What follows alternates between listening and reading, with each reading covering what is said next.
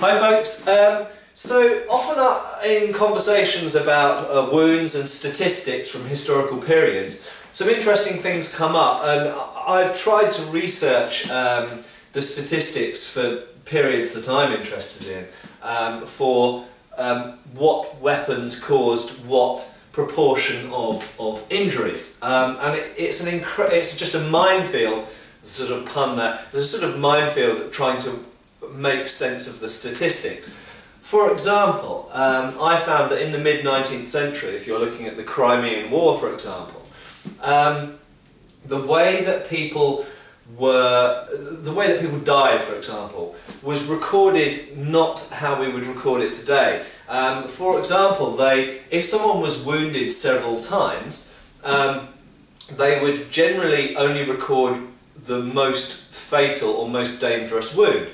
So in some cases you'd get somebody who, the descriptive account, it would say he encountered some Russians in trenches around the siege of Sebastopol, for example, and there was a bayonet fight and he got shot. Okay, and so the wound, when he dies eventually, the wound that he is recorded as having had was a gunshot wound. However, you know from the descriptive account that this person also has bayonet wounds, but the bayonet wounds were considered less dangerous than the bullet wound, because it was, generally speaking, easier to treat bayonet wounds than gunshot wounds.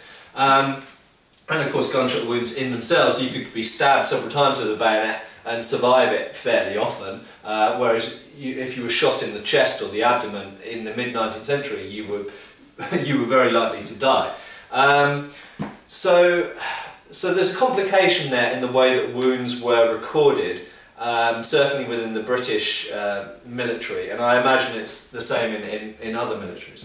But then secondly, you've also got the question of infection and disease. Bayonets are relatively clean-ish objects.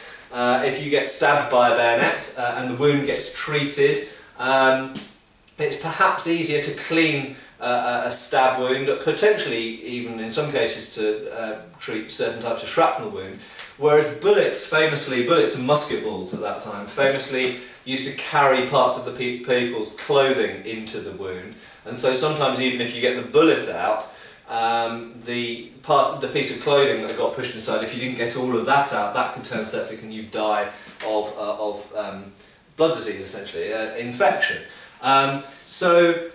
Subsequently dying as a result of a wound was often recorded. As far as I can tell, in many cases of having died from a type of disease or illness, even if that was, septicemia, and it wasn't always clear what had actually caused that. I think in many cases, as far as I can tell, people sometimes got superficial wounds, and those wounds kind of went unrecorded. So, for example, I own an antique sword that belonged to a man who was taken prisoner by the Russians during the Crimean War at the siege of Sebastopol. And he was taken prisoner and kept prisoner for about 6 months by the Russians, and he wrote an account of his time as a prisoner of the Russians, and he was treated very well, in fact.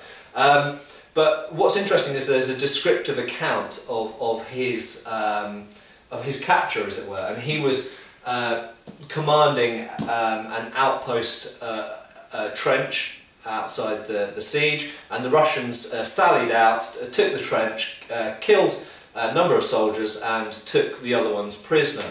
And this guy was the officer, and he fought with some of the Russian infantry, and they bayoneted him a few times, and he killed a Russian officer by hitting the Russian officer in the head with his sabre.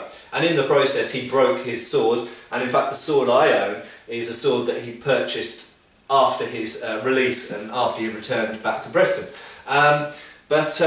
It's interesting that there we know that in the descriptive account he was wounded by both bayonet stabs, and it specifically says clubbed bayonets as well, that is using the stock of the rifle, or musket in the Russians' case, to beat him down into submission. And yet, his wounds are not recorded, because why? Because ultimately the Russians treated him, but also he wasn't that seriously injured. He may have been you know, utterly beaten into a pulp, but it wasn't worthy enough of recording in any kind of records. And this will be true of many types of hand-to-hand fighting. And I have always had a problem reading particularly British 19th century accounts of combat, where there's a lot more description of hand-to-hand combat than there is evidence of hand-to-hand combat in the medical statistics. And I think that this is partly the reason, is that many times people who got involved in hand-to-hand combats sustained the type of wounds that essentially didn't get recorded because they were relatively minor. For example, you know, a broken finger or a cut on your arm or you know, concussion to the head just didn't get recorded in the stats. And let's face it, hand-to-hand combat is, or was, generally less fatal and therefore less recorded than being shot or blown up or shot by a cannon was.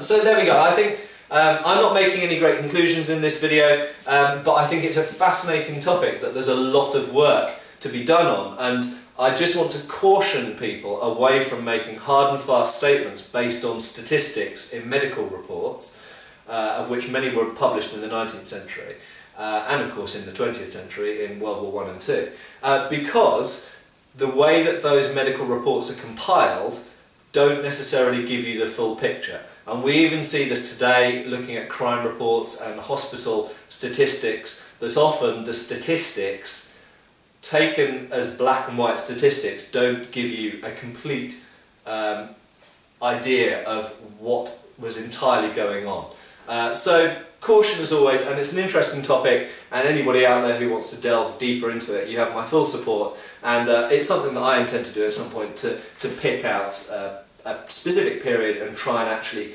get a better idea of who was being wounded by what and how. Thank you.